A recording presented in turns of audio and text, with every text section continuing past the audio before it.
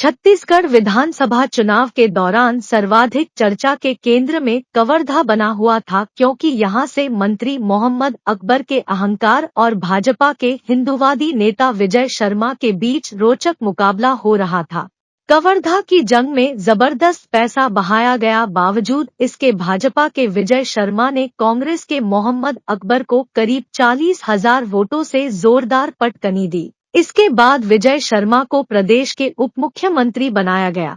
Deputy CM बनकर पहली बार कवर्धा आगमन पर विजय शर्मा का जिस तरह जोरदार स्वागत हुआ, वह देखते ही बन पड़ रहा था। उनके स्वागत में हजारों का जन समुदाय शहरों के अलावा दूर दूर के गांव और वनांचल से भी आया हुआ था, जहां फूलों की वर्षा और जय श्री राम जैसे नारों के बीच लोगों में गजब का उत्साह देखने को मिला।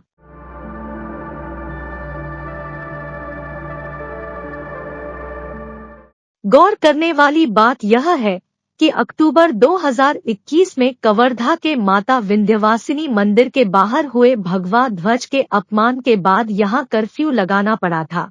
सांप्रदायिक तनाव के बाद चुनाव में कवर्धा की राजनीतिक लड़ाई सीधे तौर पर हिंदू और मुस्लिम दो खेमों में बंट गई थी, जिसका संदेश पूरे छत्तीसगढ़ में साफ तौर पर विधानसभा चुनाव के दौरान नजर भी आया। धर्म नगरी कवर्धा के हिंदूवादियों की एकजुटता के कारण हिंदू आबादी का ऐसा ध्रुवीकरण हुआ कि 2018 में कांग्रेस ने जिस कवर्धा सीट पर मोहम्मद अकबर की अगुवाई में करीब 60,000 वोटों से जीती थी, लेकिन 2023 के विधानसभा चुनाव में उन्हें भारी वोटों के अंतर से हार का सामना करना पड़ा। 3 दिसंबर को मतगणना स्थल के बाहर आक्रोशित जनता उन्हें मारने के लिए दौड़ पड़ी। वह नजारा भी सोशल मीडिया में खूब वायरल हुआ। मार मादर अकबर, मार।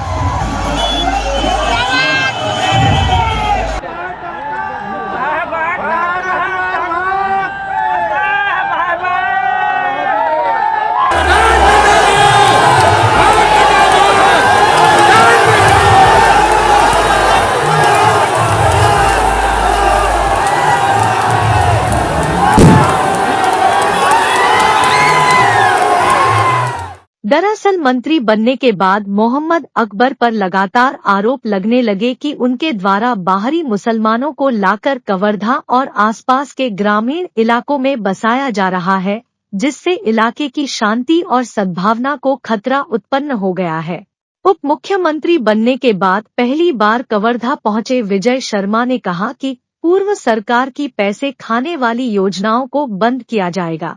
बहुत सारी योजनाएं तो पैसे खाने की हैं इनकी, वैसी योजनाओं को बंद भी किया जाएगा। मंत्रिमंडल का जो है विस्तार कब तक होगा? ये मुख्यमंत्री जी का प्रिविलेज है, माननीय मुख्यमंत्री जी इसकी चिंता में है। मैं सोचता हूँ शीघ्र ही हो जाएगा। कवर्धा के लिए क्या प्राथमिकता रहेगी सबसे? कवर्धा के लिए तो बहुत सारे काम है। मैं झूठ बोल बोल कर वो लोग सरकार चलाए। मेडिकल कॉलेज कहाँ है, कहाँ पर है भैया? एक जो पुलिया है जिसकी बात करते हैं, रायपुर भर में मेरे पत्रकारों ने पूछा कि वो तो पुलिया बनाए हैं, बहुत विकास का काम किए हैं। मैं उनको बताता रह गया कि भैया एक ही पुल बना है, उसकी स्वीकृति भी भाजपा की सरकार थी, इन्होंने कुछ नहीं किया है। और वर्तमान में आप देखेंगे तो उन्होंने कह दिया कि नहर विस्तारीकरण का काम कहाँ है भैया? स्वीकृति फिर से मैं कहूँ भाजपा की सरकार की थी। 16 करोड़ रुपया सूतिया पाट नहर विस्तार का काम भाजपा की सरकार में स्वीकृत था, 5 साल में नहीं बनाए।